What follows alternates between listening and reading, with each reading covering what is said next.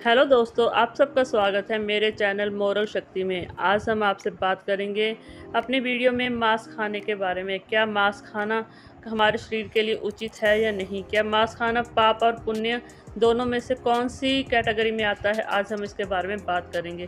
तो दोस्तों, ज़्यादा समय ना गवाते हुए अपनी वीडियो शुरू करते हैं। शाकाहारी भोजन जो है वो हिंदू धर्म में बहुत ही सर्वश्रेष्ठ माना गया है और शाकाहारी भोजन जो है हमारे वेदों में भी सर्वश्रेष्ठ माना गया है। शाकाहारी भोजन अर्थवेद, ऋग्वेद और सभी वेदों में जो है उसको एक बहुत ही सर्वश्रेष्ठ माना जाता है। माना जाता है कि शाकाहारी भोजन भोजन करने से मनुष्य की आत्मा और तन दोनों ही शुद्ध होते हैं और मनुष्य के विचारों में भी शुद्धता आती है। भोजन दो प्रकार का माना गया है, सात्विक और तामसिक। सात्विक भोजन में अन्न, दूध, जल, फल इत्यादि आते हैं और वहीं तामसिक भोजन में मीट और मच्छी आते हैं और अंडा आता है। माना जाता है दोस्तों कि मीट और मच्छी खाने वाले दो मनुष्य के शरीर में जो है हमेशा विकार रहते हैं, वो बीमारियों से ग्रस्त रहता है और नरक का भागी बनता है। इसी के विषय में गरुड़ पुराण में एक कहानी बताई गई है। उस कहानी को आज मैं आपके साथ ज़रूर साझा करूंगी। एक बार की बात है, श्री कृष्ण नदी के किनारे बांसुरी बजा रहे थे। तभी एक हिरण भागा हुआ आता है और उनके पास खड़ा हो जाता है और श्री कृष्ण पूछते हैं हिरण से कि तुम इतने डरे हुए क्यों हो। जैसे ही श्री कृष्ण हिरण से पूछते हैं, हिरण और उनके नज़दीक आके खड़ा हो जाता है और तभी साथ में एक शिकारी भागा भागा आता है और हिरण को जैसे तीर मारने लगता है, श्री कृष्ण उसको रोकते हैं। कृष्ण उसको पूछते हैं कि तुम इसको क्यों मार रहे हो। तो शिकारी कहता है कि ये मेरा शिकार है और मुझे बहुत ज़ोरों से भूख लगी है, आज तो मैं इसको मार के ही खाऊंगा, मेरी भूख तभी शांत हो गई।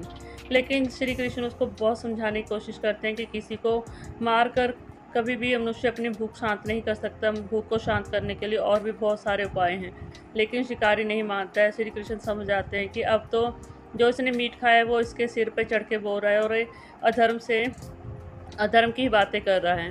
श्री कृष्ण उसको एक कहानी सुनाने के लिए कहते हैं तो वो मान जाता है। शिकारी मन में सोचता है कि चलो कहानी सुन लूँगा और टाइम भी पास हो जाएगा और उसके बाद मैं अपने शिकार को अपने हाथों से मार के अपने भूख को भी शांत कर लूँगा।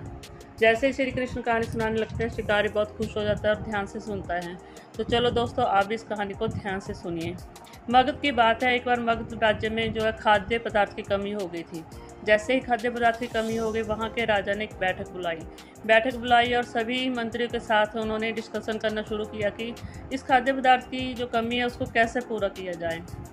जैसे ही मंत्री अपना अपना सुझाव देने लगे, सभी मंत्रियों ने सोचा कि ऐसी कौन सी चीज़ है जिसको बहुत जल्दी प्राप्त करके अपनी भूख को शांत किया जाता है। लेकिन किसी के मन में कोई विचार नहीं आया। सभी मंत्रियों को लगा कि जब तक हम फसल को पैदा करेंगे तब तक बहुत समय लगेगा, फसल बोई जाएगी, उगाई जाएगी और उसको तैयार करने के लिए बहुत समय लगेगा, तब तक तो इंसान भूख से ही मर जाएगा।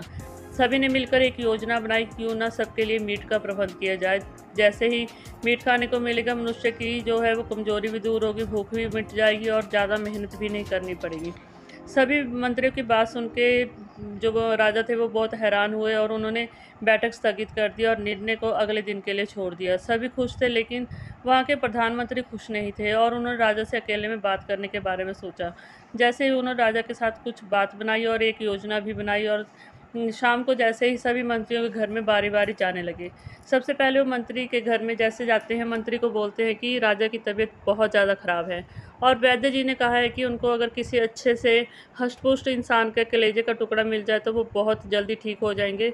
और जैसे ही मंत्री बात सुनता है वो हैरान हो जाता है और फिर प्रधानमंत्री उसको लालच भी देते हैं कि वो उनको बहुत सारी मुद्राएं देंगे ताकि उनको कभी भी जीवन में उनके परिवार को मुश्किल नहीं आएगी। लेकिन धीरे धीरे करते वो जैसे सभी मंत्रियों के पास जाते गए, सभी मंत्री पीछे हटते गए। सभी को अपनी जान बहुत ही प्यारी थी और किसी ने भी अपनी जान देने के बारे में सोचने से पहले ही मना कर दिया। प्रधानमंत्री बहुत खुश हो जाते हैं और देखते हैं कि देखो, इंसान को अपनी जान तो बहुत प्यारी है, लेकिन किसी बेजुबान की जान को मार कर खाने के लिए ज़रा भी सोचता नहीं है। पर वो बात कुछ बोलते नहीं हैं और जैसे ही सभी मंत्रियों को अगले दिन बैठक में बुलाया जाता है, सभी मंत्री एक दूसरे की तरफ देख रहे हैं और हैरान है कि वो सोच रहे हैं कि पता नहीं कौन सा मंत्री जो है वो अपने कलेजा देने को तैयार है। जैसे ही राजा आते हैं, मंत्री हैरान हो जाते हैं कि राजा तो बिल्कुल हष्ट पुष्ट लग रहे हैं। और वहाँ पे फिर से बैठक बुलाई जाती है और बैठक में बात होती है। तो प्रधानमंत्री सबके सामने बात रखते हैं कि हम इंसान जो है वो एक दूसरे को अच्छा नहीं समझते। हम अपनी जान देने से तो डरते हैं, लेकिन हम बेजुबानों की जान को बिल्कुल भी महत्व नहीं देते। हम उनको मार कर उनका मीट खाना चाहते हैं, लेकिन जब बात अपनी आती है तो हमें अपने जान बहुत ज़्यादा प्यारी है। हमें लगता है कि हमारे बिना तो हमारा परिवार का कुछ नहीं होगा।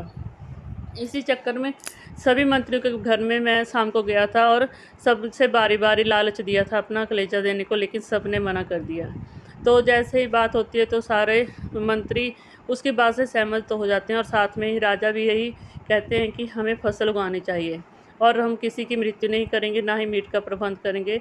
फसल उगाएँगे, बहुत ज़्यादा मेहनत करेंगे और जो भी मंत्रियों के पास जाने के बाद धनराशि इकट्ठी हुई थी, वो धनराशि भी किसानों को दी गई, ताकि उन्होंने बहुत मेहनत की और अच्छे-अच्छे साधनों से, अच्छे-अच्छे बीज से, खादों का प्रयोग करके नई फसल तैयार की। तो दोस्तों, इस कहानी से हमें यही पता लगता है कि महानता जीवन लेने में नहीं बल्कि जीवन देने में है। जैसे श्री कृष्ण की इस बात को शिकारी सुनता है, वो भी बहुत खुश हो जाता है और वो भी हिरण को छोड़ देता है और इस बात पे विश्वास करता है कि वो भी मेहनत करेगा और मेहनत से कुछ उगाए। जैसे किसानों ने मेहनत की, फसल उगाई और अपना और अपने परिवार का पेट भरा और साथ में ही राज्य के खाद्य पदार्थों के भंडारों को भी भरा और सारा परिवार भी खुश हुआ, सारा राज्य भी खुश हुआ। और इसी तरह शिकारी ने भी मन में ठान लिया है कि वो अब कभी भी अपनी ज़िंदगी में शिकार नहीं करेगा, किसी भी बेजुबान जानवर को मार के नहीं खाएगा।